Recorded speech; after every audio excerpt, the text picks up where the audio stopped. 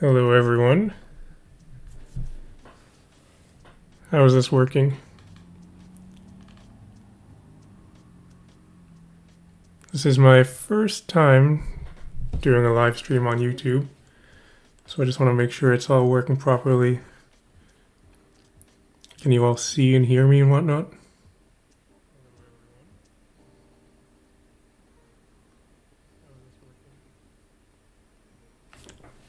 This light's pretty bright.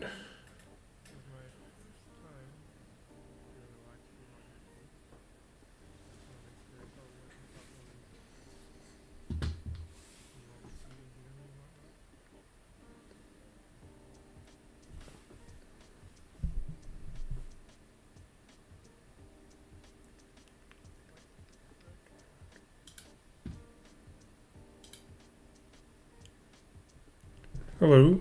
It's all good? Alright, that's good to hear. Hi, Rendark. Nice to see you. And also Liz.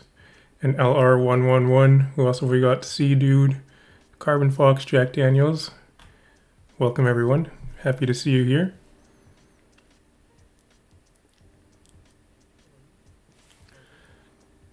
Cannot taste you yet. Alright. Can you smell me? Alright, so we'll get this started, I guess. So I wanted to make this stream because I recently got to 1,000 subscribers. It was, pretty cool. Like, it took me a couple of years to get here, but I'm here now. And happened quite fast, actually. Because, the channel was gradually growing, every few subscribers every day or so. Maybe a few subscribers every few days. But then I posted that video, the progression of a new Magic player, and that one seemed to just kind of explode instantly, and I guess that's where a lot of people have come from, so I'm happy to see that. And so what I've got here is a big stack of packs. I've accumulated these over the years. I wasn't planning on opening these, but I figured this would be a good opportunity. They're older packs, like sort of older. From the past few years anyway, and I've got them stacked up here in order of what I consider to be, I guess, the least interesting to the most interesting. So as we work down, it should get a little bit more interesting as we go. So I'm going to start off here with this pack of Core 2019. So for this set, I barely opened any of this. I'm not sure if I ever even bought one pack of it. There's some cool stuff in here, though. Most of the value with this set, there's some good stuff, but most of the value is in the mythics. Like, you got some really big mythics. You got, I think is Scapeshift in here? I think it might be. And you got Crucible of Worlds. Just a couple of others, I don't remember. The thing with this, though, is the rares suck a lot. Like, the best rare in this is probably worth, $4. I think there's a couple decent uncommons too, though. So we'll start off with this guy here. Looks like there's quite a bit of delay. Not quite used to that, but we'll work with it. I recently found your channel and watched part 3 of the 3K eBay lot. Okay. The eBay lot. So the 3K lot, that one was a local deal, actually. If you watched all 3 parts of it, you'll know that didn't work out quite well, right? It turned out to be a scam, so that sucked. But for bidding on eBay lots, there's a few things that I generally look for. Is obviously you want to look through the pictures. Chances are you're not going to see all of the good stuff in the pictures. You actually don't want to see all of the good stuff in the pictures, because if you can, then kind of everybody knows what the value is, and chances are you're going to end up paying market value for it. But if you can see what looks like there's some decent stuff, but signs that there could also be some other stuff, that's something that I look for. And also you want to look at the history of the sellers. So go into their other items and see what else they're selling. So I do this a lot for Yu-Gi-Oh collections, actually. I don't do it so much for Magic anymore because I found that Magic is pretty much like dried up almost because it's so mainstream that it's really hard to find good deals on Magic collections. But you can find it with Yu-Gi-Oh still. So like I'll go into their other items and see, do they sell a lot of Yu-Gi-Oh cards? Because if there's they're selling a lot of cards, but at the same time they're selling a bunch of singles, then that looks to me like they've probably taken out the good cards from the lot and they're going to sell those individually. And another thing you can do is look at their past sales and look for the same thing. So like if you can find someone that's selling a big bulk lot of cards, but then in their other items they have just like random unrelated things that aren't trading cards or collectibles, then to me that looks like a legit lot, like something like it's someone's childhood collection or something, and just kind of they found it recently and they want to sell it. So that's generally how I've been able to find some good ones. Or if you can find ones where it's listed as like a what is it, like an estate sale or a like a garage sale find, and the same thing, you look in their other items and like that's the only lot of like Magic cards or Yu-Gi-Oh cards, then that's kind of a good sign that it's like what they're saying is true. That was a long explanation though, so I'm gonna open this pack, see what we get in here. Only got part way through part 1. Oh, okay.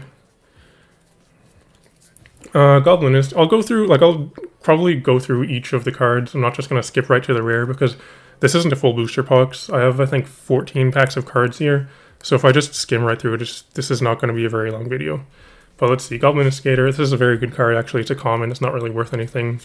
But it's a good goblin. It goes in lots of decks. I play this in a couple of my decks. Dwarven Priest. Not too interesting. Dwindle. Fire Elemental. So, you know, in core sets, just like this one, there's not going to be, not all the cards are going to be terribly interesting because there's going to be a lot of reprints like Fire Elemental. This Bog Stomper, Essence Scatter is a good card. Strangling Spores. Maybe I can hold this here a little bit. I could try and switch hands. It's a little bit awkward for me because I'm left-handed though. Alright, Crash Through, good card. Here's the Colossal Dreadmaw. I wonder... So this was originally printed in Ixalan, and then they printed it in like every set after that, and it's a meme card at this point. I don't remember which number of printing this is. It might be like number 2 or 3. But got the Dreadmaw, so we're getting an uncommons now. Rupture Spire, not so interesting. Nice. That's actually, I'd forgotten this card was in this set. Stitch Supplier. That's a pretty good hit. I'm happy with that one. Diagraph Ghoul. That's a good reprint. I think that's from, I want to say, original Innistrad. Or maybe Dark Ascension, I don't know. So the rare's coming up. One with the Machine. You know, not a big hit. It's an interesting card, but not super exciting. The Sanctuary and an Ox token, that's interesting. Don't think I've seen this token before. It's a 2/4, so clearly it's an Ox, right? Alright, so actually, you know, I'm pretty happy with getting this thing out of that pack. Actually got something.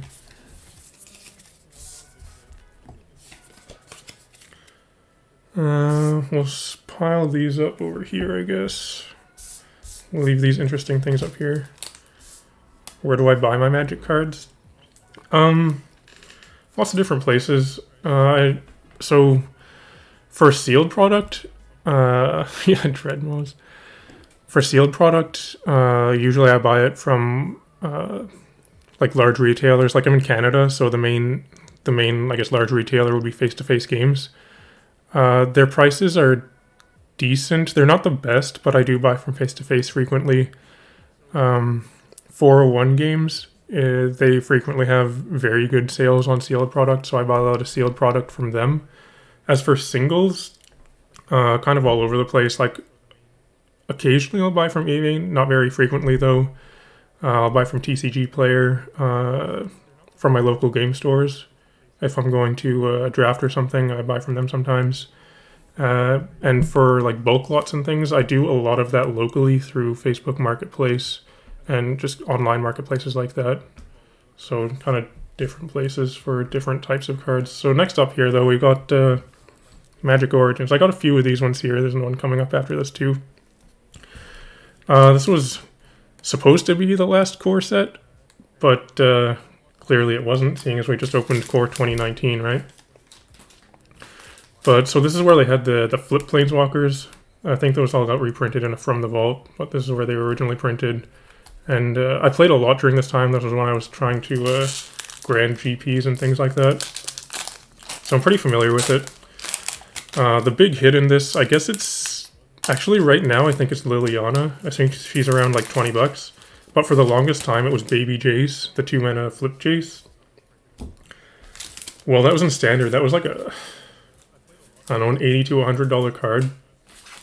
Actually, I was planning to play the Collected Company deck in Standard, Bant Company, when this was in Standard for a Grand Prix. So I put the deck together and then decided that I didn't want to play it.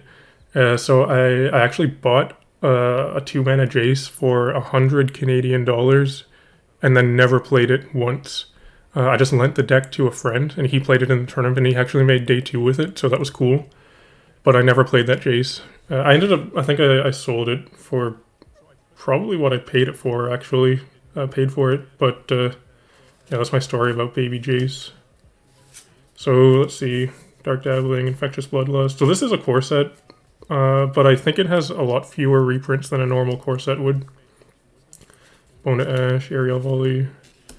Or I could just be making that up right now because I'm seeing a lot of reprints. Evolving Wilds. I gotta learn to hold this in the right place. Titan Strength. I played that in Standard. Read the Bones.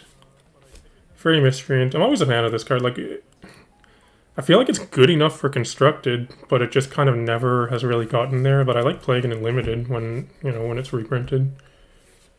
Chief of the Foundry. That guy gets reprinted a lot. Eye Blight Massacre. Good in Elf deck, I guess. Anchor to the Ether. So I guess we want to see one of the Mythic Planeswalkers. Hixus. Not so good. And a Mountain. Thopter Token. So that pack wasn't too exciting. We'll take out the rare, I guess. One thing though, if you've seen my posts on my channel recently, you'll see that I recently organized all of my bulk cards. Got those in binders now. None of the binders are complete sets, but actually even to get something like this, since I've got that all organized right now, it is kind of interesting to get this because at least now I can put this into an empty spot in the binder and fill in a spot. You know, sort of get closer to a full collection, which might happen at some point, but I don't think I'm going to actively try to complete all of my bulk binders. Hey Nathan, how's it going? Nice to see you here. So we got another Origins coming up, and then another one after that, so we got 3 Origins total. See, dude, do I buy collections? Yeah, I buy collections all the time. Like, I've been doing it for years, like even years before I made this channel. Like, I like to watch channels like Tragic MTG and Booster Tutor, where they do that kind of thing, where they do random buys. So I do the same thing also. And just, you know, within the past year or so, I've started filming it. But it's a lot of fun to go through those kinds of collections. So we got the Grasp of the Hieromancer, Night Snare, Dragon Fodder. I like this card a lot. I'm a big fan of goblins, if you don't know. Any kind of goblin tribal stuff, that always gets my interest. Disperse, Hitchclaw. There's a goblin. This one's not too interesting though. Goblins was one of the... Actually, it was the first deck that I made when I started playing. I started playing around original Innistrad block, and I was playing Duels of the Planeswalkers 2012, I think. And one of the decks you could play on that was Goblins, so that's how I got into Goblins. And I'm still a fan of them. And Tuco Husk. That was a big card in the Aristocrats deck that was in Standard at the time. Forget what it was called. Got the Steep Sea Terror, so uncommons. Doing swell. Oh yes, your pirate deck. Are you literally playing it right now? Or are you like goldfishing it? So we got this Heroes Champion, Gather the Pack. That was a good uncommon for a little bit. It kind of spiked up. I think it was when Pioneer was announced. Spiked up to maybe a couple bucks, but it's kind of a bulk uncommon again at this point. Shaman of the Pack, that was a good uncommon when it was in standard. Priest of the Bloodright. Another one that's not great, but you know, it's not a terrible card. Last collection, Life Breacher. I bought 3,000 cards, about 2,000. Holy crap, 2,000 of them were fakes? That's nuts. The collection that I bought, I want to say probably 200 of the cards were fake, but the thing is, those 200 cards were like 70% of the value of the collection. So, you know, lower number of cards, but all of the valuable ones were fake. Okay, playing on spell table. You're losing. It's okay. Can't win them all. Your first deck was a Commander Gruul Werewolf tribal deck. Or did you start playing recently, or did you play like with the bad Werewolf Commander? Because I know for the longest time it wasn't really possible to make a Werewolf Commander deck because there just wasn't a good legendary werewolf. This light is still bright. I made a Werewolf Commander deck too, though. I made a Tovolar deck. He's a very good commander. There's a lion running all the way down this. I don't know if you can see that or not. Whatever. I'm not too worried about this Thornbow Archer. Colbrute, originally from Return to Ravnica. I remember playing that guy during the Return to Ravnica pre-release. That was when I was really getting into the game for the first time. It was a lot of fun. I love Gremlins too. I wish they would make Gremlin tribal support. Honestly, I think I like Gremlins better than Goblins, but it's just there's barely any Gremlin cards in Magic. They were first introduced in Kaladesh, and I don't think there's been any others since then, but I really hope they print more Gremlin cards. So nothing too interesting so far. Yeah, Tovolar is the best of werewolves. It's a really good card. Like, it's a very powerful commander. I'm happy that they made like an actual good card and not just a meme card. Fire Impulse, that was good in standard. You know, it's not so great in anything else, but when it was in standard, it was good. Return Centaur. I think that's a reprint from Theros. Or maybe it's Born of the Gods. Got the Swift Reckoning, Totem Guide, Heartbeast, Blightcaster.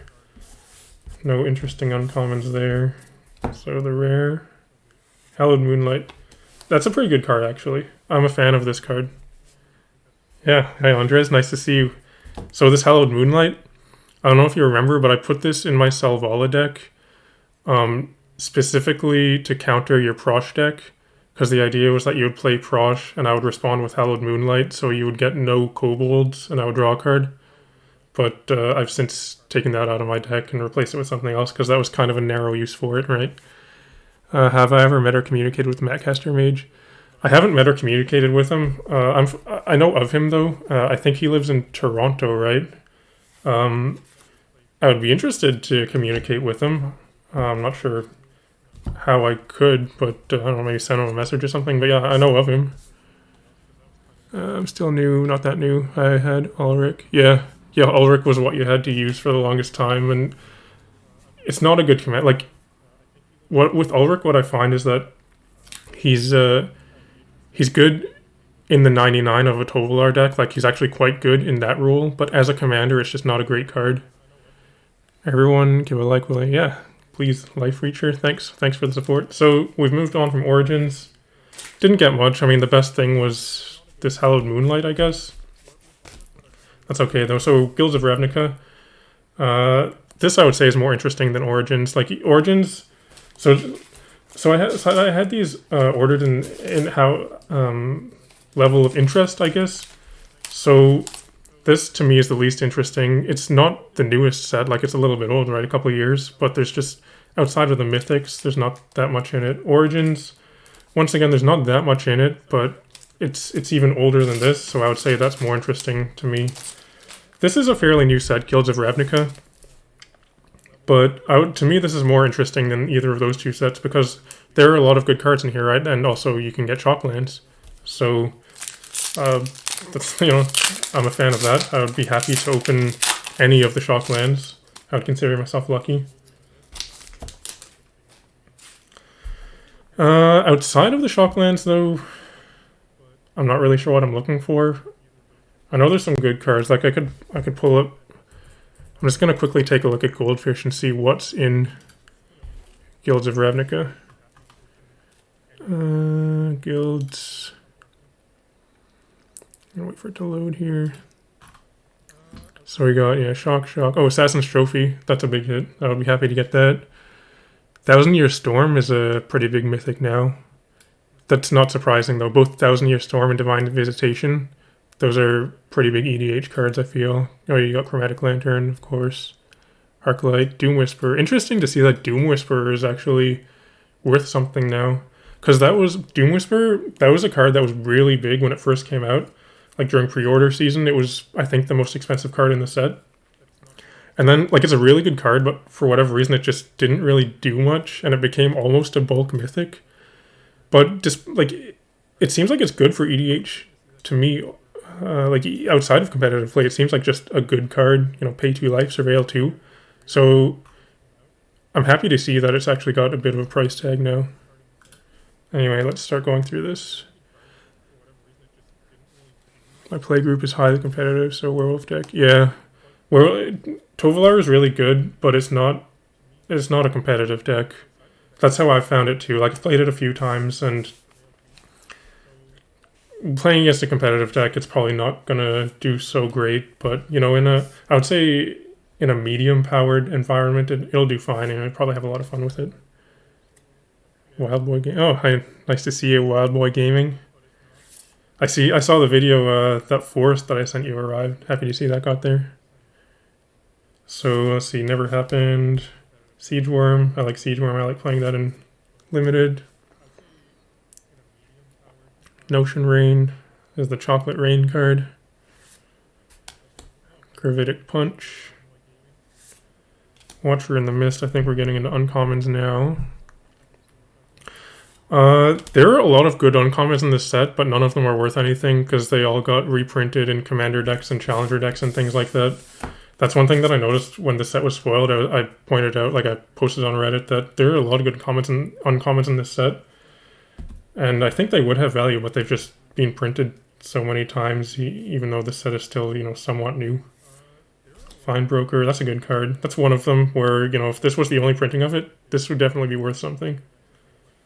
But, you know, I'm not going to fault them for making cards more accessible, right?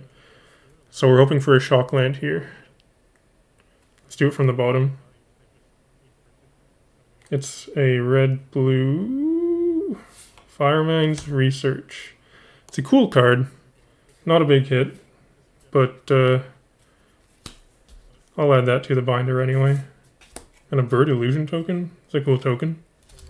Don't think I had that one. It's kind of sad that the new Daybound werewolves don't work. Yeah, when the mechanic was spoiled. Well, what am I trying to say? Not when the mechanic was spoiled, but when it was teased, I guess, where they showed Day and Nightbound, but they didn't show how it worked. My theory was that they were going to errata all of the older werewolves so that they would work with Day and Nightbound. But for some reason they didn't do that. Like they must have had a good reason to do it. But I thought they were going to errata every old werewolf, which would have been cool, I think. So we got one more guild, and then we're going to do Ravnica Allegiance. I think this is a more interesting set than guilds because it has some pretty good stuff outside of shocks. It has some good uncommons in here too, like Rhythm of the Wild. That's a pretty valuable uncommon. Have a nice collection of killers and took a video of it today. Offer of 1,000 and TCG was 1,500. That's pretty good. I mean, if you could get what's 1,000? What percent is 1,000 to 1,500? It seems like a fair price for selling it all together. Gates always, yeah, they always look like shocklands, especially if you get a foil gate. It's such a tease. You see like foil 2 land. Oh, it's a gate. All right, Intrusive Pack Beast. Huntmaster, $20. About killed you today. Yeah, it's an expensive card now. I'm happy that... So, as soon as it was announced that there were going to be more werewolves, obviously they were going to make a legendary werewolf, so I bought pretty much all of the playable werewolves in foil, so I'm happy that I did at this point. So I was able to get like the foil Huntmaster and Tovolar and all that kind of stuff to go in my Tovolar deck. Yeah, so I got here Bards and Bats, Candlelight Vigil. Surprisingly good card in Limited. It looks, you know, very boring, 4 mana enchantment, but it worked well. Rhizome Lurcher, Fresh-Faced Recruit, the Vapors, the Blade Instructor. Alright, uncommons, League Guildmage, Blade Crafter. That's another one. That's one of the good uncommons. It's a very good card, right? But it's been printed so many times. But, you know, I'm still happy to get another Blade Crafter. Nice, you have the foil Huntmaster. That's awesome. Is it the OG foil or is it the From the Vault one? Both of them are cool. Like, I'm a big fan of foil, so I'd be happy with either. My camera's pixelated. Which one? The one on my face or the one on the cards? In my feed, it looks like it's alright. The one on my face is just the camera from my, like the built-in camera to my computer, and then the one up here is an actual webcam. So we got the rare 2/2. What's a 2/2 rare? Legion Warboss. That's pretty good. I'm happy with that, actually. That's a good hit. And a Guildgate. And another Bird Illusion. Alright. So no shock, but decent rare. Usually for my, well actually for all of my videos, I film it with my phone. And I do it in my basement. Because, you know, cameras and phones today are quite good, and it's very simple and easy to use, so I just do my videos with my phone. But for this one, I'm using like an actual streaming setup, and the camera here is not as good as the camera on my phone. On the cards. Yeah, I mean, it's not ideal, but it looks fine to me. At least as I'm watching it on YouTube. Is it pixelated for everyone else? Maybe there's something I can do. Liz says it looks fine. Alright, so on to Ravnica Allegiance. So with this set, the big hit, as you may know, is Smothering Tithe. I have a little story about Smothering Tithe. When that was spoiled, it kind of looked like a bulk rare. Like, it didn't catch on immediately, and I think I ordered like 30 of them or something from Card Market because I was in Europe at the time. Ordered them for like 50 cents each, and then I buy listed them to Card Kingdom for I believe $6 each, and I felt like that's like such a high roller, like I just won the lottery. Cause, you know, that's a big increase from 50 cents each, right? Then I just watch it go up and up and up and up, and I'm like, dang, should have kept them. But, you know, that's what happens, right? Pulled my second Smothering, nice. Yeah, it's a great card. I would be quite happy to get a Smothering Tithe here. I don't... Actually, there is a good comment. There's if in this set you got Persistent Petitioners. That'd be a nice comment to get. Discord. I don't have a Discord. That's one thing I wanted to talk about during the stream also, is that would you guys be interested if I were to make a Discord? Because right now, like, I just have the YouTube channel. But if, you know, if I have a decent amount of viewers, I probably could do more. A Discord is something I'd considered. So it could be an option. Mana Drain. Yeah, that's a good card to pull.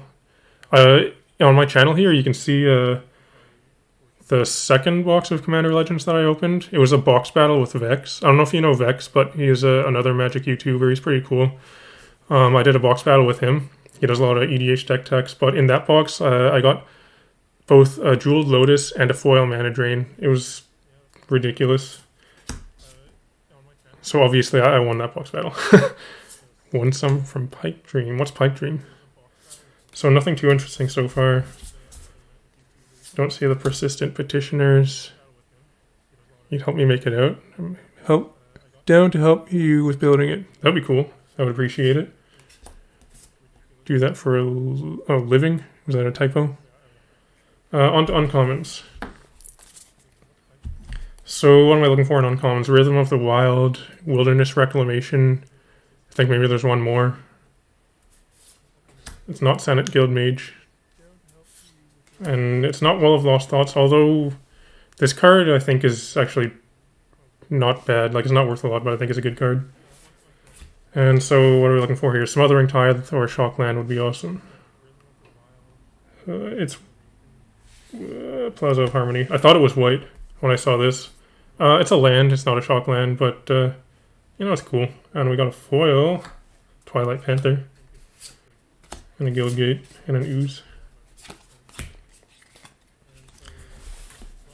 So far, still the best thing is the Stitcher Supplier. Maybe the Legion War Boss. I don't know which one of these is better. Is a better hit. So moving on from Ravnica, now we're going to Rivals of Ixalan. This set is a really good set.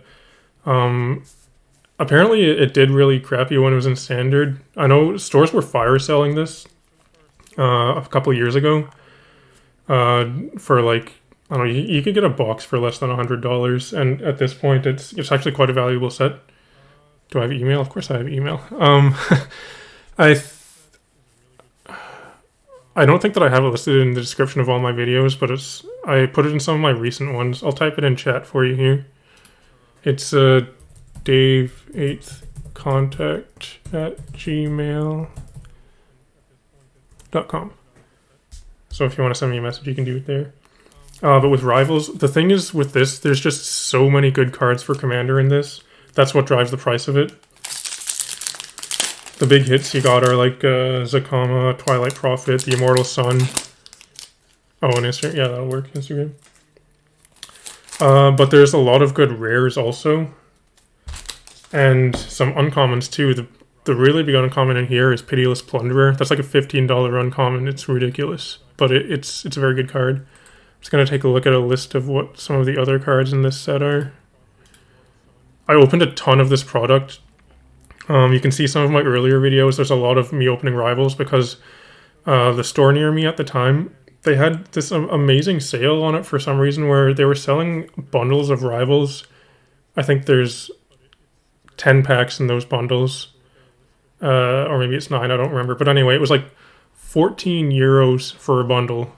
So, you know, for 10 packs, it's like €140 per pack. In US dollars, that's probably like $1.70. It was so cheap, so I ended up opening 20 bundles.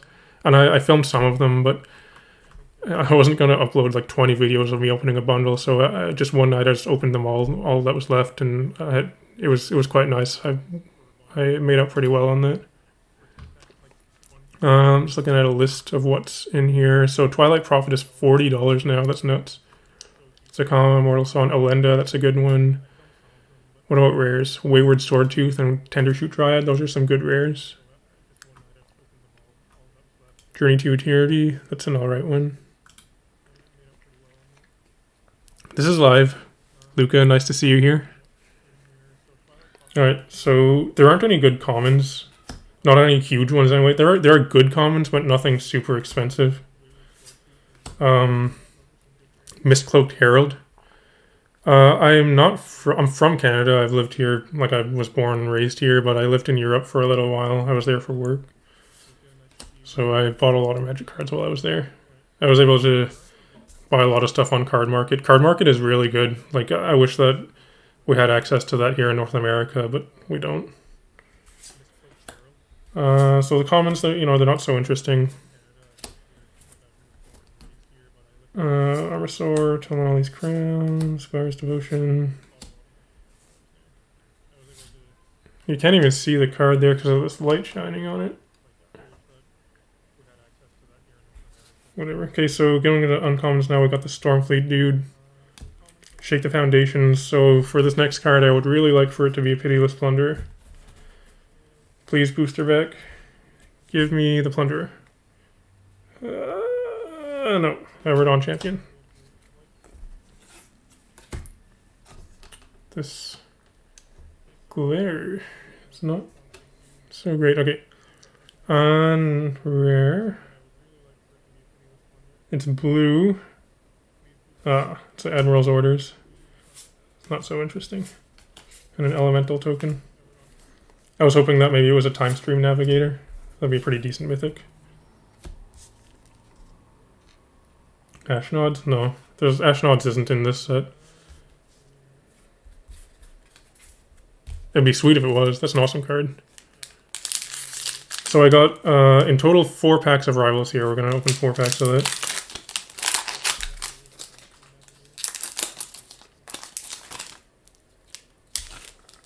I found that the price of singles is way less in Europe.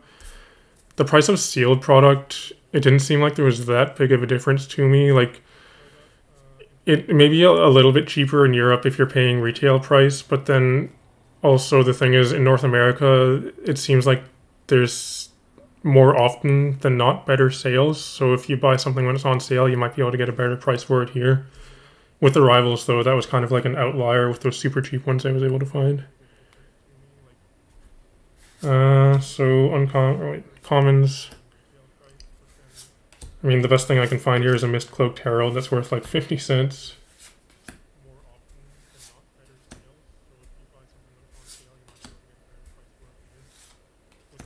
Can you guys hear the music that I have playing right now? I just have the music loop that I have in a lot of my videos. Nice if we could read the card while you uncover it. Zoom in. Yeah, this is the first time I've done a live stream on YouTube. So we're working it out as we go. Kite Sail Corsair. Actually, yeah, it works better if I hold it up here. It's a little bit awkward for me, but it's a better view for you guys, I think. Because also you don't get the massive glare on the cards. Oh, that's too close. Maybe that's a good spot.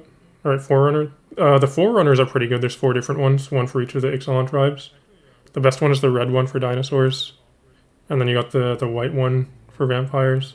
This is the merfolk one. There's still glare on it. Ravenous Chupacabra. Pretty good. You know, it's been printed a few times, but it's a good uncommon. I'm not unhappy to see that guy. So what's the rare? You can't hear the music? Maybe I have it too low. I turned it super low because I didn't want it to be,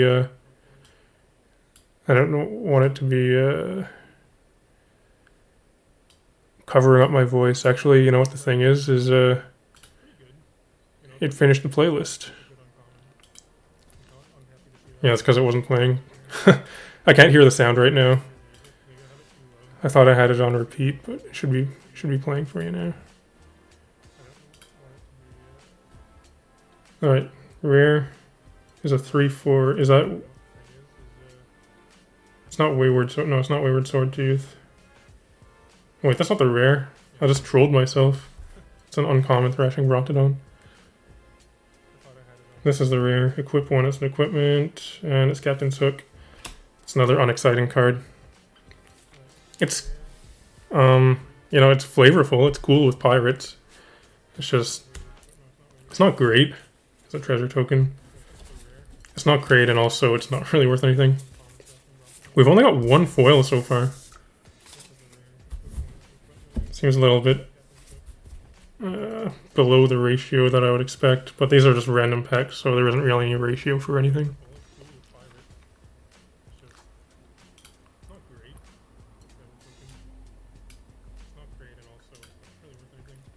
So we'll do a 3rd pack of Rivals.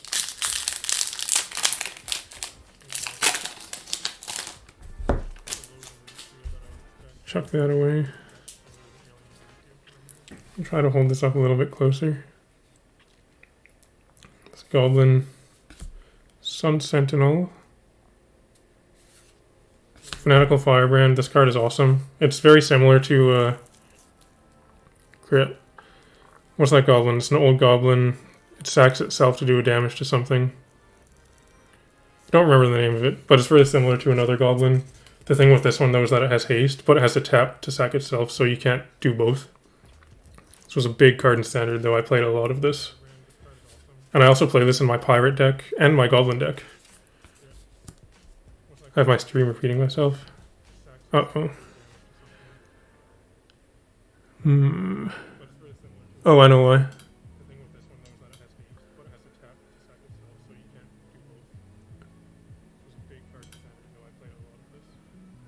think that's why.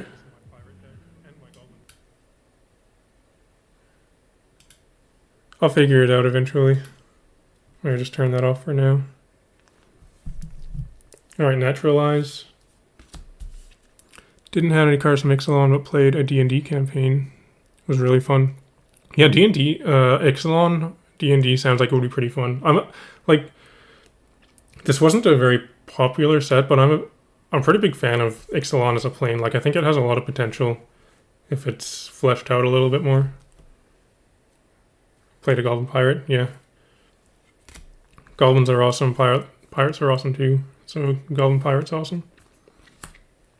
And the Traveler's Amulet. Thank you for subscribing. Martyr of Dusk. That's pretty good common. It's a 2/1 for 2 vampire. So vampire is a very relevant tribe. And when it dies, you get another vampire token. So, you know, that's pretty good for just 2 mana, right? Dark Inquiry. Flood of Recollection. So we're in the uncommons. Still looking for that Pitiless Plunderer.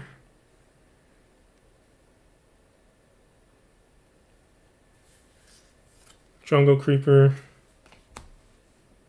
Not so interesting. Got some graveyard recursion stuff going on there. And it is not a Plunderer. Resplendent Griffin. Alright, so what's the rare? Oh, it's the crappiest rare in the set, Sphinx's Decree. So this card, it's a sorcery for 2 mana. What it says is each opponent can't cast instant or sorcery spells during that player's next turn. It's a sorcery for 1. Why is this card not instant? And it only limits instants and sorceries. It doesn't even say they can't cast non-creature spells. This is like a really, really crappy version of Silence. The only thing that this card has going for it is that it says each. So if you're playing Commander, then it hits all of your opponents, which is nice, but it's still just a really bad version of Silence. And we got a foil, Cleansing Ray. It's not an interesting foil, but it is a foil nonetheless. Nice Goblin Charbelcher deck that rocks. I imagine it does. How many lands do you play in your Charbelcher deck? Merfolk token. Yeah, it works pretty well if I hold the cards right there like that. You can see them pretty well. If I found some... Oh, thank you. I appreciate that you enjoy my comedy videos. Those are my favorite ones to do. But sometimes it can be difficult to come up with a good idea. Like, I can't just make myself think of something funny. I've tried to before and found that the videos that I make that way are not the greatest. So in between, when I get ideas for something funny, I put up like box openings and things like that, just to keep the content coming. So I do like to open boxes. This is the last pack of Rivals, and you'll see here next is a Dragons of Tarkir. That should be fun to open. It's a pretty old set at this point. The Brazen Freebooter. 18 lands. Interesting. Does Charbelcher got a lot better with the flip lands from Zendikar Rising, right? Do you play a bunch of those? Jadecraft Artisan. Moment of Craving. That was good in Standard. -2/-2 when you gain 2 life for 2 mana at instant speed. It's a good removal spell. The Frillback. Oh, there he is. Colossal Dreadmaw. The second printing of it, I believe. The first printing, I think, was in Ixalan. And then they reprinted it in Rivals for some reason. Jadebearer. Some okay Merfolk. Buccaneer's Bravado. My first set, it was Avacyn Restored. That was when I first started playing, was when that set came out. So the first tournament that I played in was a draft for Avacyn Restored. So for that, I'm kind of nostalgic about that set, so I started putting together a full set of it. It's almost complete. I think I'm only missing like 3 cards, but they're 3 of the big cards from the set. It's like a Crater Hoof, Exquisite Blood, and something else. Like, I have Crater Hoofs in my deck. I have a couple of them, but it's not the Avacyn Restored version. So I want to get the one that is, the only difference is that it has that, like, the different set symbol, right? But It makes a difference to me. So I got a Riverwise Augur. It's cool. It's kind of like a Brainstorm on a stick, on a Merfolk. It's a pretty decent card. Atsukanseer. That's another decent card. I play that in my Gishath deck. Ramps you by, what? By 1, yeah. Tarkir, yeah. And still no Pitiless Plunderer. Oh well. Charging Tuskedon. It's the double strike one. It doesn't have double strike, but it kind of does because it deals double damage. So we're coming up to the rare. It's blue.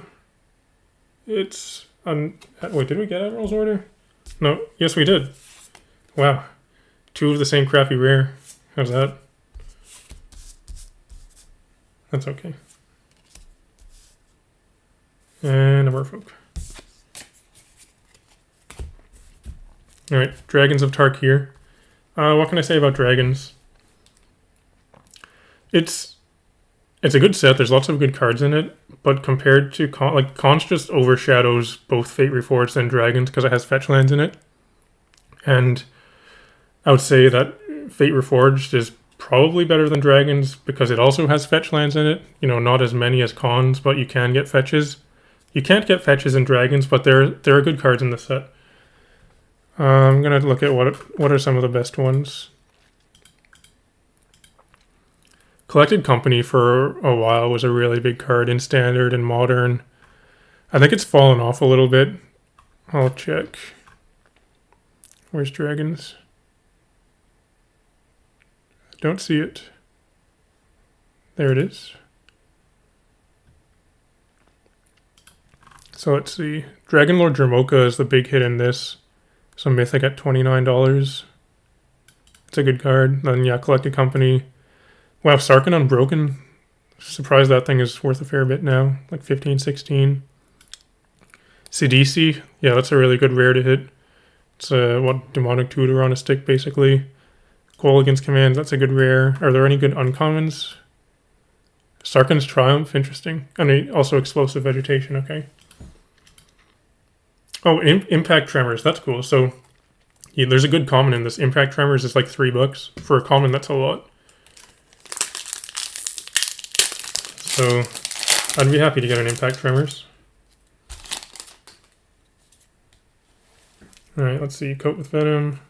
Outside of Impact Tremors, there aren't any relevant commons. Tormenting Voice. This thing. Stand, Step, Scavenger. Hound Scout, okay.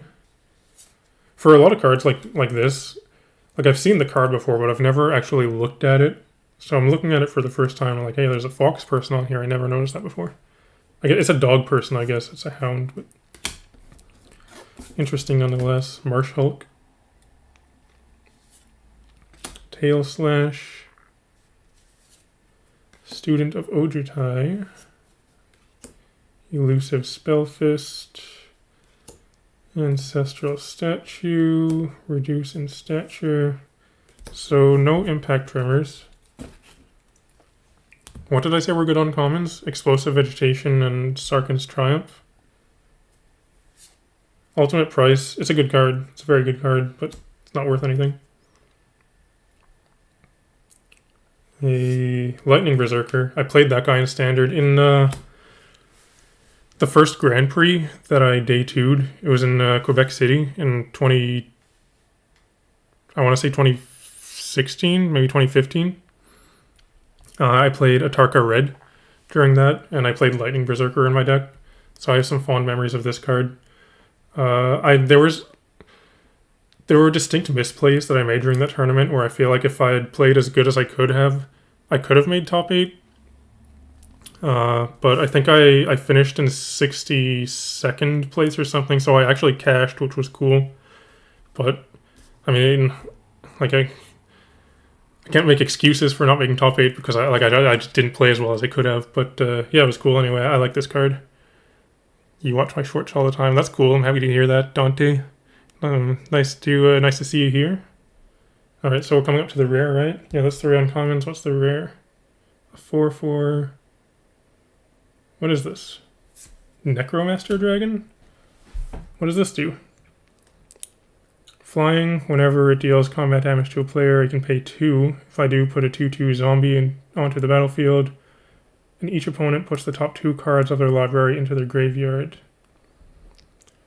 It's not a very big effect. I mean, you have to... First, you have to do combat damage with it. It has flying, so, you know, that'll help. It's only a 4/4 for 5. And you also have to pay 2 to just make a zombie and mill your opponents 2. Seems like a pretty weak effect. Plains, zombie. Alright.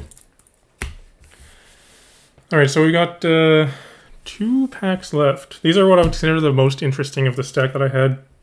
So you're going to see both here. The first one is Dominaria. Fairly new set, like it's a couple of years old. But there's some very good stuff in here. And then the last one is Kaladesh.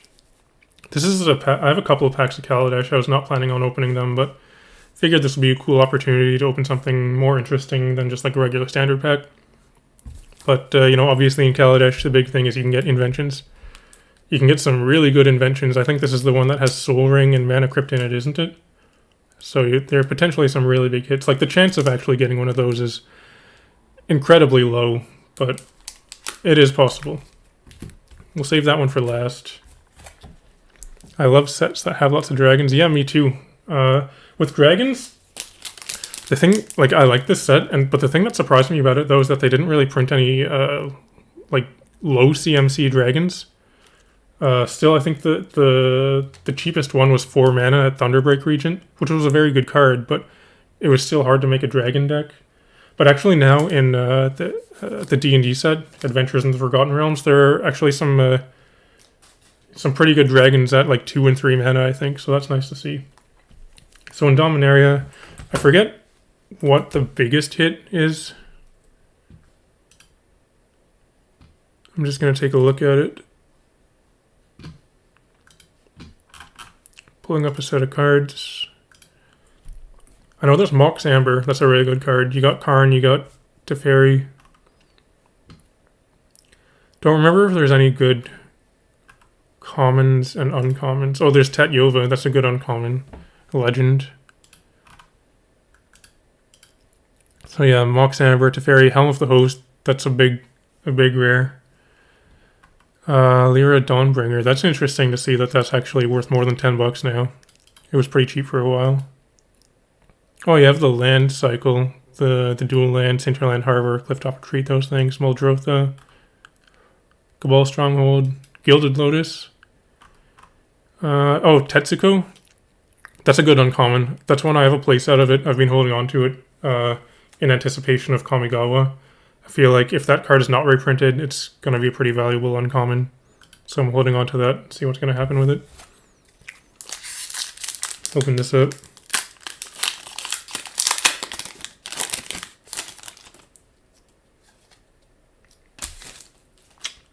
Alright, G2 Journey Mage. Opt. I believe this was not the second printing, but the second modern printing. So Opt was an old card from, I forget what set. Odyssey? Maybe not. Or from a really old set, but then they brought it back in Ixalan. And it's been in Standard pretty much ever since, so they reprinted it in Dominaria with this art. And now it's kind of being outclassed by Consider. Like, I feel like more often than not, Consider is just a better Opt, which is kind of crazy to say because Opt is really good. Adamant Will, Grow from the Ashes, that's a decent card. Divest, it's one of the things that's trying to be like a Thoughtseize, but failing. I don't think it sees play anywhere. What EDH decks? I have lots of EDH decks. I can show you those, can show you a little bit of them after this, because I've only got 1 pack left. But I have 10 decks. I have deck techs for possibly all of them, but most of them on my channel. If you want to see like a detailed explanation of them, those are at like 30 to 40 minutes long each. Yavimaya Sapherd, that's a pretty good card. Good for Saproling Tribal. My favorite EDH decks that I have though are Selvala Explorer Returned. It's the green-white Selvala. And Sig River Cutthroat. I have that built as basically a blue-black control / good stuff deck. Tragic Poet here. Fungal Infection is a cool card. You can potentially kill something and get a Saproling at instant speed with just 1 mana. Seems decent. Yeah, Nathan's right. They don't disappoint. This glider thingy. Mesa Unicorn. Wizard's Lightning. Okay, that's a cool card. I played this a lot in Standard and also on Arena. There was only one time where I ever made Mythic in Arena. It was playing Mono Red in Historic, probably around a year ago or so, and Wizard's Lightning was a big card in that deck. Shield of the Realm. This is a cool card. I feel like this one has potential. What it does for 2 mana artifact. The equip cost is only 1, so 2 mana to play, 1 to equip is very affordable. And what it says is, if a source will deal damage to equipped creature, prevent 2 of that damage.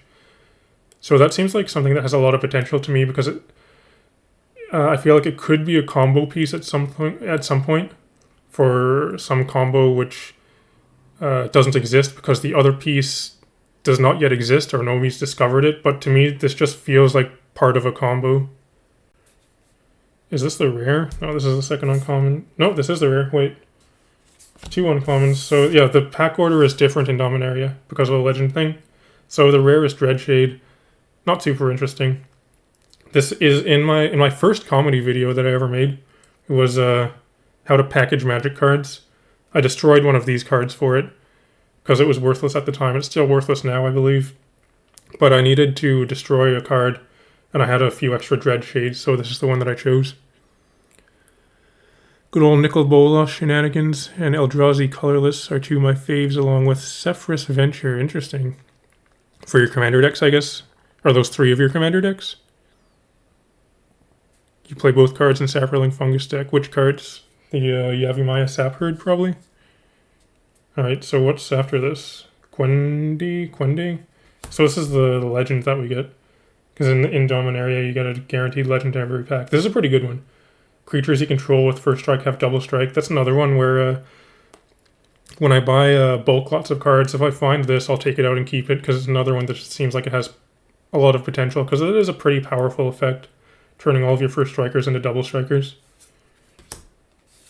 Saproling. Here's a Saproling for you. Alright. 1 pack left. So, out of 13 packs so far, these are the most interesting things. A Legion Warboss and a Stitcher Supplier. Maybe Kaladesh will be able to redeem this entire thing, and we'll get an invention. That would be pretty awesome. Not going to hold my breath for it, but we'll see. Yeah, there you go. Shield of the Realm can go on Forerunner of the Empire for infinite Polyraptor. That'll do it. But that just... So you need a way to interrupt the combo, though, because if that happens, then doesn't the game just end in a draw? Because I know with the infinite thing with Polyraptor, that's what happens, is the game just ends immediately unless someone has a way to interrupt the combo. 3 commanders. Oh, you have 6 to 8, including Edgar. Yeah, Edgar is a pretty big one right now. That card is worth more than $100 now, isn't it? Edgar Markov. Alright, Kaladesh. Definitely didn't expect Kaladesh to be like a $20 booster pack already. But it's pretty close to it. It's going to have a masterpiece. I sure hope you're right. Stitcher Supplier from Lisk. Nice. Yeah, it's a pretty good card. I mean, it's funny the best card out of this whole lot so far is like uncommon. Okay, Kaladesh. I played a lot of this Kaladesh and Aether Revolt Limited. I went to a lot of FNMs for that also. The big cards at the time were Chandra, Torch of Defiance, and Torrential Gear Hulk. Actually, Kaladesh, during the Kaladesh Standard, is the second time that I day 2'd a Grand Prix. I didn't do as well during that one. I think I got like 150th place or something. I believe that was in Montreal. But what was cool about that one was I had such an amazing start. I had no buys. So I just had to win from the beginning. I started off 5-0, and also what made it cooler was that I was playing a rogue deck. I was playing a black-red graveyard with not Stitcher's Supplier, with Prized Amalgam and Haunted Dead. And the big deck at the time was Aetherworks Marvel, which was an insanely busted deck because he just cheated Ulamog into play multiple times. So I actually managed to start off 5-0 with my rogue deck against Aetherworks. The tournament was full of Aetherworks Marvel decks. And the match that I won to get my fifth win was against Seth Manfield, which is pretty cool, I think, because I believe he was the current world champion at the point. So I got to text all of my friends and be like, holy crap, I just beat Seth Manfield. But, that doesn't mean that I'm, better than him or anything. It's just I happened to have a better game that time, but it just felt really cool. It was a nice memory from that tournament. We got this P-Foul. Select for inspection. We got security here. We're secure now. Hunt the Weak. It's been printed many times. This might be the first printing of it, I don't know. Renegade Tactics. Kujar Seed Sculptor. Spontaneous Artist. I don't think there are any good commons in this set, so that's why I'm just going through them fairly quickly. Okay, uncommons. I don't think there are any good uncommons too, actually. I'm just going to pull up a list quickly. Kaladesh. Uncommon.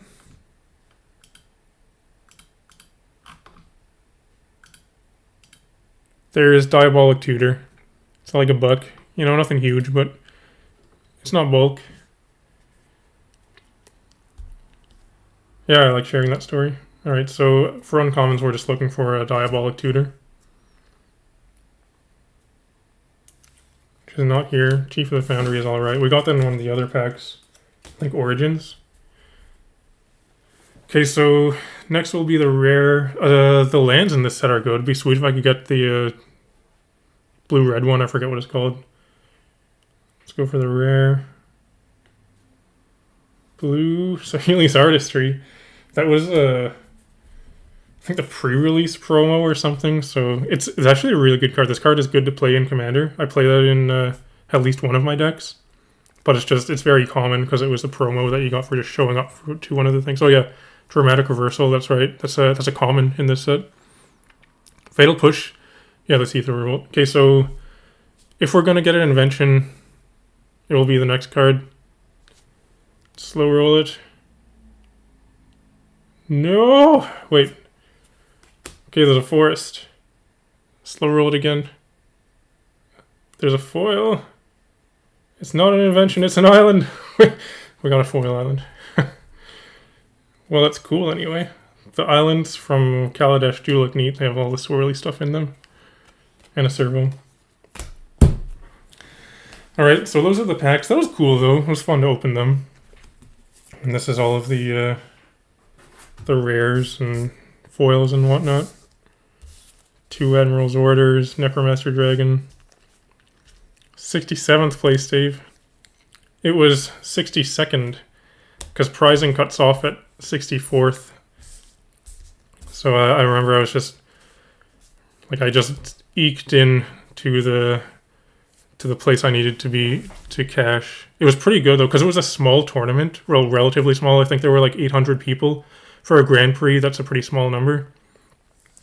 But because of that, though, the prizing for top 64 was pretty decent. I think it was like $300 US. So basically, just like broke even for the trip, which was cool. So not terribly interesting there, but it was fun. It was fun anyway. We got a couple of good things. I can show you those decks that I was mentioned earlier. I'll grab them here.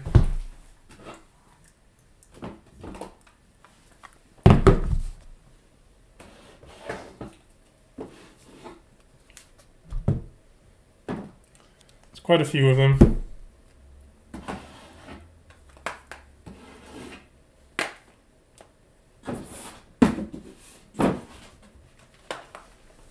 I'm pretty sure all of these have appeared in videos on my channel, so if you want to see like an in-depth deck tech for them. You can just watch it there. But what have we got? Oh, here we go. Ayula. This deck is... Actually, Ayula is a really good commander. It's not just a meme commander. It's very powerful for 2 mana. This is one of my favorite decks to play. I built it for the meme value. Because it's bears. So it was fun to play a bear deck. But then I quickly found that it's actually really good. So like when I want to be a little bit more competitive, this is one of the decks that I'll play. And funnily enough, I got this. This is my favorite Sakura Tribe Elder. Of all the, there's only 3 different arts, I think, but I think this one's really cool. There's a card I'm looking for. I just want to point out in this deck. Where is it?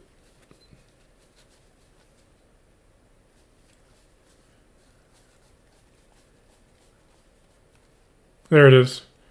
The best bear in this deck is not a bear, it's a dinosaur. But this is one of my favorite cards. I put this in all of my green decks, pretty much. Apex Altasaur. More often than not, it's just a one-sided board wipe that you can use repeatedly that comes with a 10/10 body.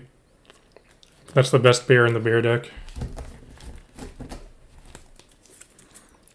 You dropped out around Mirrodin and hopped back with AFR. Cool to see some of the stuff you missed. Oh yeah, yeah, that's cool. I mean, that kind of was like a tour through the last few years of Magic. Like those packs were older, but they weren't super old. So I think the oldest one was Kaladesh, I guess. Yeah, that would have been the oldest. No, it would have been Dragons of Tarkir was the oldest one, from probably 2016, maybe 2015. What's next? Here's another... I'm going to move these things out of the way.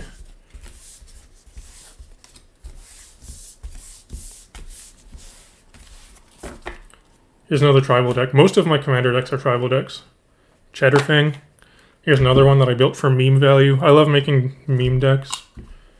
Well, meme decks that are actually decent, because this is another one where, you know, it's all about squirrels, but it's actually another really good card, because for 3 mana, you get basically like a doubling season on a creature for squirrels, and also repeatable removal. You can sack some squirrels and give something +X, -X. So Cheddarfang, it's another one of my tribal decks here. I don't play that one too often though. I play the Ayula one more often.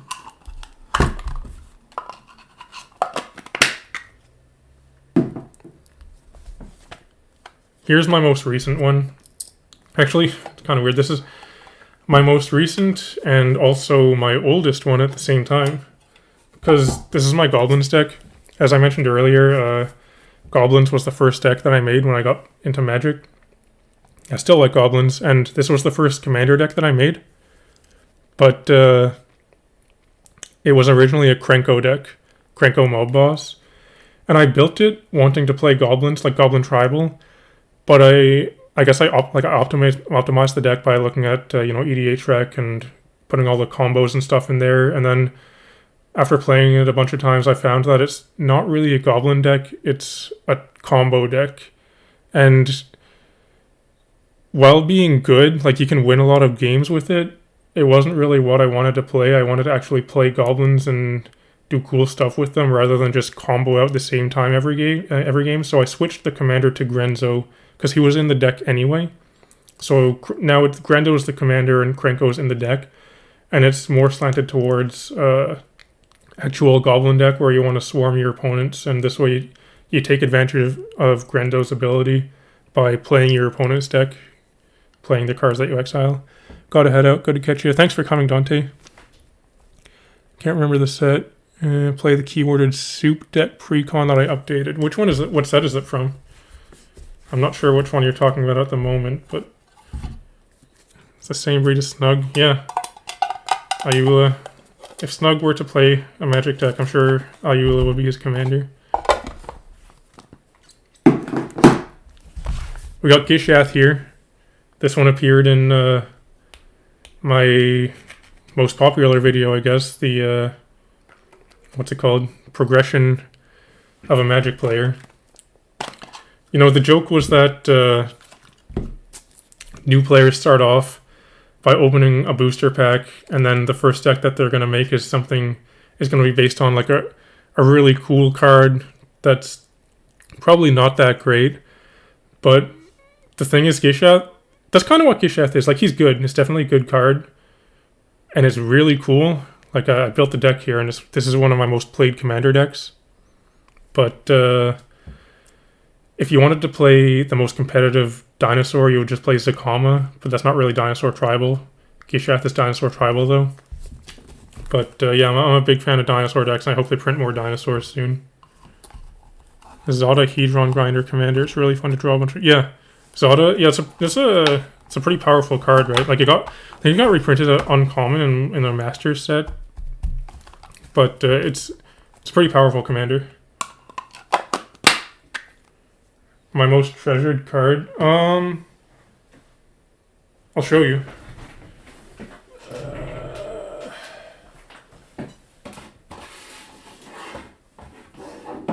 I have it right here.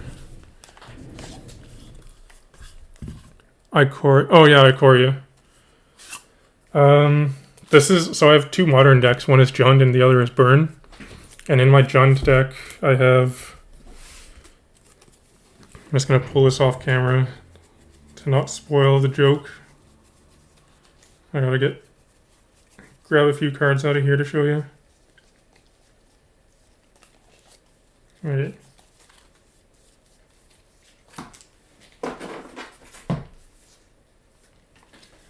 So in my Burn deck, obviously I'm playing a playset of Goblin Guide, but I wanted to go the kind of troll route and play 4 different arts of Goblin Guide.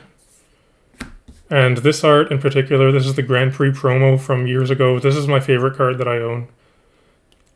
I just really like the art, and Goblin Guide is one of my favorite cards. Actually, you can see on my channel, this is my icon, is this Art of Goblin Guide. So that makes sense. My most treasured land, probably my Gaia's Cradle. Yeah, I'm going to go with Gaia's Cradle. For sure. Full set of anime lightning bolts. Is that... What's an anime lightning bolt? I have a... No, they're not in this deck. I have a 4 and black border bolt in this one. And then I have the foil Grand Prix promo lightning bolts, the full art one. Those are in my Jund deck right now, though.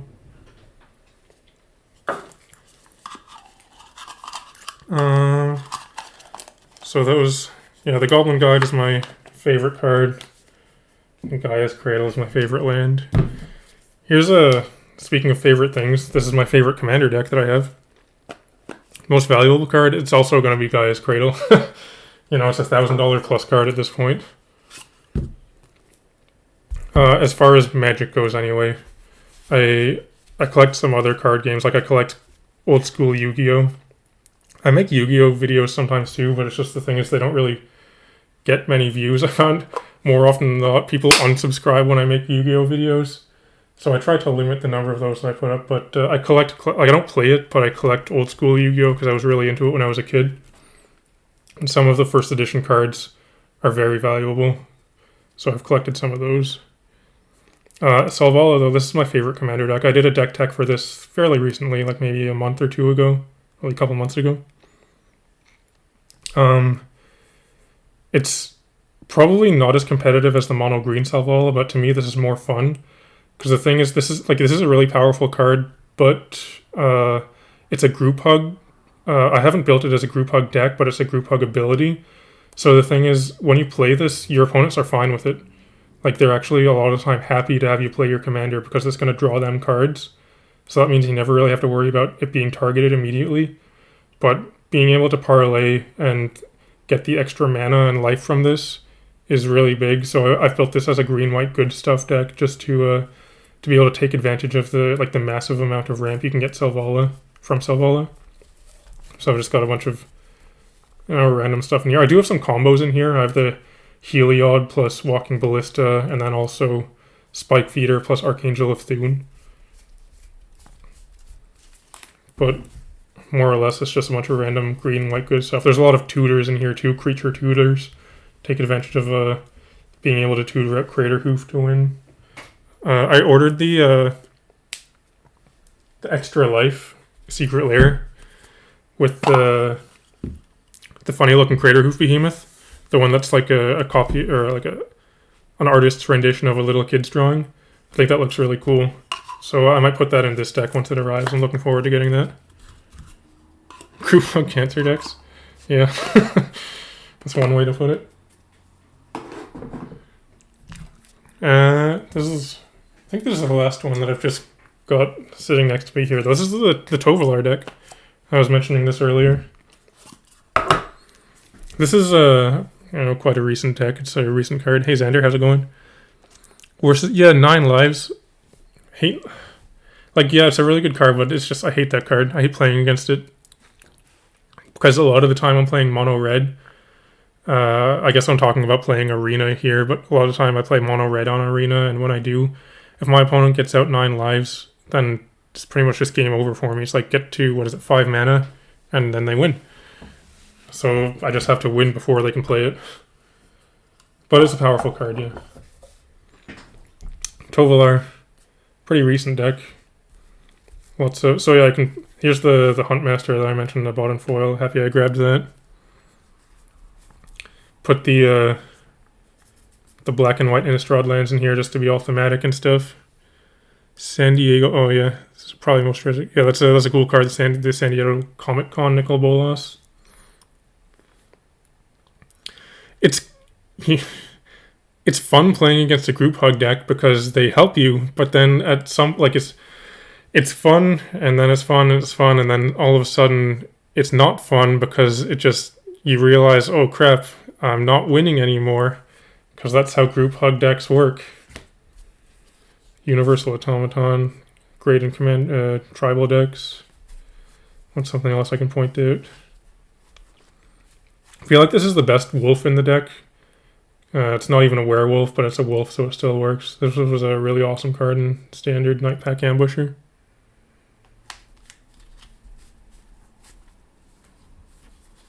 Ulrich, there's Ulrich there.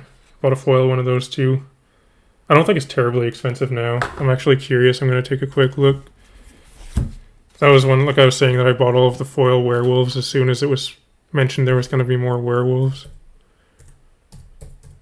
Because I just wanted to have them, because they were obviously going to go up. Okay, so, it's like $20. It's pretty good.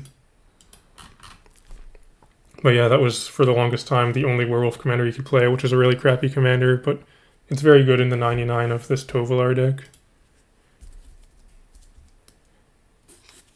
Got the commander where you can ping someone for the amount of cards that you own under their control. Oh! You own under their control. Is that Xancha? Or is this something else? I don't know exactly which card you're talking about, but it's familiar. Anything else interesting in here? Let's see. Decimate, the secret lair one. Just looks cool. I'm a fan of this one. Got this sort of Feast and Famine for one of my Ultimate Masters boxes. When I started making, really got into making videos for this channel, it was when Double Masters, not Ultimate Masters, when Double Masters came out, because I bought 5 boxes of that. So you can see some of my earliest videos are me opening boxes of Double Masters. I really liked that set, and I'm super hyped for Double Masters 2022. Planning to go pretty deep on that set when it comes out this year, assuming it's as good as Double Masters 1 was, but this is one of the box toppers that I opened. I didn't get any of the VIP packs, so I'm not really a fan of that kind of thing. It's just too much of a gamble, in my opinion. Like, you hit really big or you miss really big, but for the draft booster boxes, those seemed really good to me. Even though they were expensive, you got lots of good stuff in it. Love how the group hug decks can let you run away with the game because nobody wants to be the one everyone is mad at. Yeah, exactly. That's how they work. That's what it's like with the Selvala deck. Everybody is enjoying drawing the cards that I'm letting them draw, so nobody wants to make it end. But then, while everyone's drawing cards, I'm also ramping by up to 4 mana per turn. Zedru, yeah. Or Zedru or Zedru. Nobody hated Temple Bell in my playgroup. Yeah, that's true. I don't know if Andres is still watching, but he likes to make a group hug deck sometimes. Play Temple Bell. Just to troll us. Yeah, the Sword of something and something. Oh, this sword? Yeah, the Feast and Famine. Looks pretty sweet. Sword of Hearth and Home is cool too. In my opinion, this is the second best sword. First is Sword of Feast and Famine. But just how I feel is I would say Sword of Hearth and Home has replaced Fire and Ice as the second best sword. Celestis, obviously I'm going to play that in a werewolf deck. Winding Canyons is an interesting inclusion, I feel, in this deck, because with the old werewolves, with the new ones also, you don't want to cast spells on your turn. So this is a land that lets you play your creatures with flash, basically, if you pay a little bit more. That's a reserve list card. It's not terribly expensive, though. It's like 20 bucks, I think. Toski. If I'm playing a green creature deck, I'm playing Toski.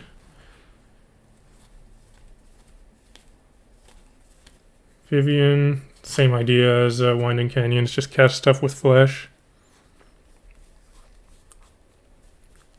Kogla is cool. It's another card that I like playing in most of my green decks. Even like it doesn't have to fit with the theme or tribe or anything, but it's just the rate for this card is so good. 6 mana for a 7/6 that fights something when it comes into play and can repeatedly destroy artifacts and enchantments and gain indestructible is nuts to me. I don't have a mill deck. I'm a fan, kind of a fan of mill. I've wanted to build mill decks in the past for a long time. I wanted to make a Phoenix deck, Phoenix commander deck. But then I ended up playing one on Untap. I don't know if you're familiar with it, but Untap is a website where you just make and play decks for free. And it was really crappy. But I know you could make a better mill deck, so it's something that I would be interested in potentially making in the future if I'm going to make another deck. Just the commander probably wouldn't be Phoenix. I'll show you this thing. This is one of the foils that I bought among the foil werewolves. I ordered this. It was supposed to... I knew it was not going to be near mint because it was listed as in excellent condition, and if you're buying on Card Market, the conditions go best is mint, obviously, and then there's near mint, and near mint is supposed to also be pretty much perfect, right? And then the step down from that is excellent. So excellent is just one step down from near mint. So if you're, I guess that would be lightly played, right? Maybe on TCG Player or whatever. So this card should be in pretty decent condition, right? Not perfect, but still pretty good. See if you can see it there. This card is in terrible condition. Like, it's just a common, so, you know, it's just annoying. It's not a big loss or anything, but I have no idea how someone could list this as being in excellent condition. It looks like this was played for several nights without sleeves. Making a Pauper brew recently, hoping for some tournaments when things go back up. Yeah, that would be cool. I've never played Pauper in real life. I've played it on Magic Online a bit, just because it's really cheap to make decks, right? But I did play it a little bit. I played a black-red Madness deck in Pauper. It's something that I've thought about doing again in the future. I'd probably play a different deck, but yeah, Pauper definitely is fun. How do I build my decks? Do I go in with a pretty good idea of what I want? Yeah. Like, are you talking about... I'm probably talking about commander decks, right?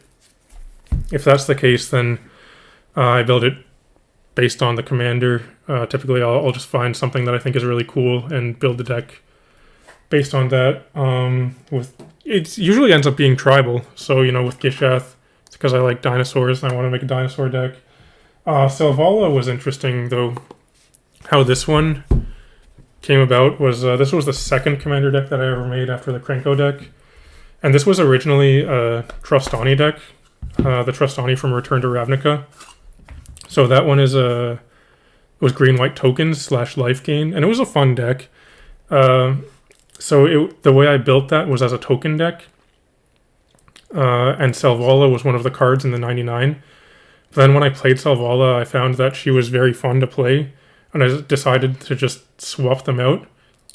And Selvala became the commander, and then gradually I started cutting out the token synergies and life gain things to be more just good stuff. And then eventually I just cut Tristani itself, and that's how the Selvala deck came about. So the commander, you build around, yeah.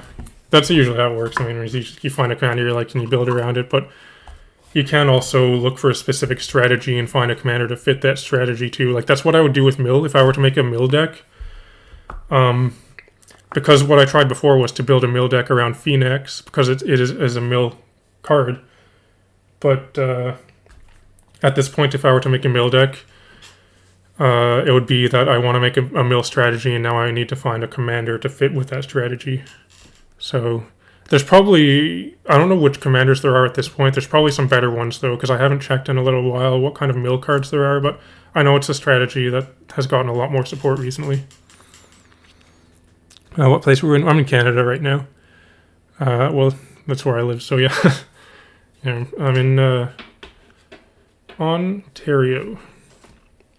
Last I made was, how do you pronounce it? Is it Guillaume or Giome? The chef worked well. That's a pretty cool card.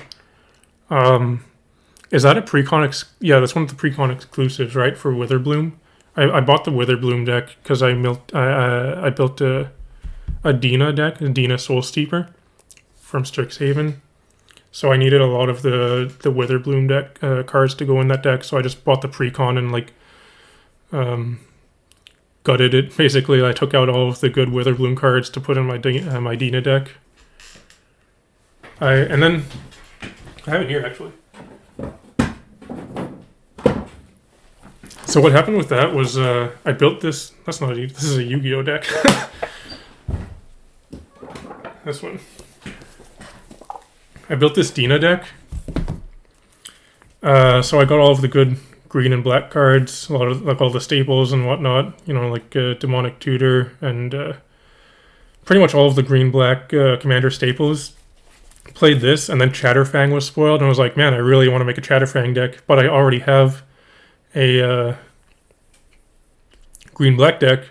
So I was like, am I gonna actually just rebuy another copy of all of these expensive cards that I just bought for this Tina deck? And I figured, no, I'm not going to do that. So I just made these two as basically one big like super deck.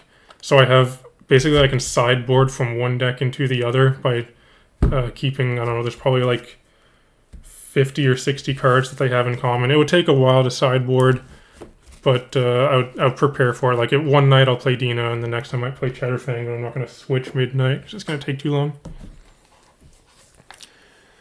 Explain the 8th place. Okay. I've never told that story before, but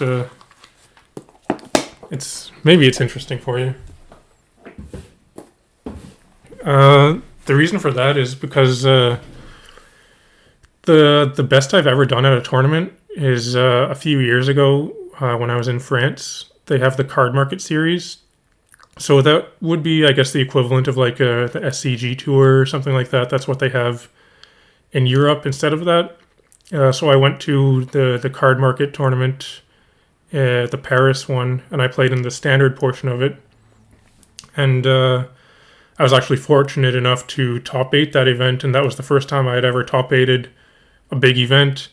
And you know, it was such a cool feeling. And I lost in my first top 8 match, so I ended up getting 8th place in the tournament, but it didn't really matter to me because it still felt awesome just to top 8. I was perfectly fine with 8th place. So then I think I was talking to my girlfriend about it, and somehow one of us ended up saying 8th place Dave, and it just sounded like it had a nice ring to it to me, so I just kind of ran with it and made the channel 8th place Dave. And then now it's on my playmat here. Bruvac is brutal. Yeah, Bruvac is pretty sweet. Elves versus Squirrels. That could make a dual deck, right? If they still made dual decks. I feel like that would be a popular one. Alright, so I opened all of the packs. I showed you all my decks. I think that I'm going to wrap it up in a little bit here. The stream has gone on a bit longer than I expected, but it's been a lot of fun. I mean, more people showed up than I expected. Actually, this channel started out as originally I wanted to try streaming on Twitch. I was just playing Magic Online, but it never really went anywhere. Like I tried a few times, didn't get any viewers. Like I didn't expect to get any viewers. But I made this YouTube channel as what was going to be basically a dumping ground for my Twitch replays. But that didn't work out. So then I still just had this channel that existed, and there were a couple of comedy videos that I wanted to make. So I made those. They were just going to be like one-off things, but they actually got pretty good reception. So I started just making more. And then since I had this channel and I was opening a lot of boxes, I was like, you know, I'm opening the boxes and I have a channel. I might as well film myself opening the boxes. So I started doing box opening videos too, right? And like if you go back to my earliest videos, you can see it starts off with a Twitch replay from Magic Online, then a couple comedy videos, and then I start doing box openings with the Ixalan and Double Masters, and now this is what it is. Garuda. Yeah, that's a good commander, isn't it? It was pretty big in Standard. Yeah, Kaladesh is super overpriced for what it is. Like it's basically invention or bust, and your chance of getting invention is like almost zero. But you're paying for the very slim chance of getting it. You're paying for the excitement, right? Like I didn't know, but I almost knew I was not going to get an invention. But despite that, it was still exciting to open that one pack because, you know, there's this very slim chance that you could get it. Top 8th Dave to me, thanks. I appreciate it. That could have made it been an alternate name, right? Top 8. I don't use Spell Table. I've never tried it, but it looks pretty cool. It's something that I might try in the future. It definitely looks like a pretty useful piece of software. Well, thanks for coming, Bourgeois Caesar. Happy you're here. Okay, well, thanks for coming, everyone. It's been a pleasure talking to you. I'm going to head out now, and yeah, thanks to all the new subscribers and everyone who came. I'll see you in the next video and probably do another stream at some point in the future. Don't know what it'll be, but I'm sure this won't be the last time that I stream. So, thanks for coming and have a good night.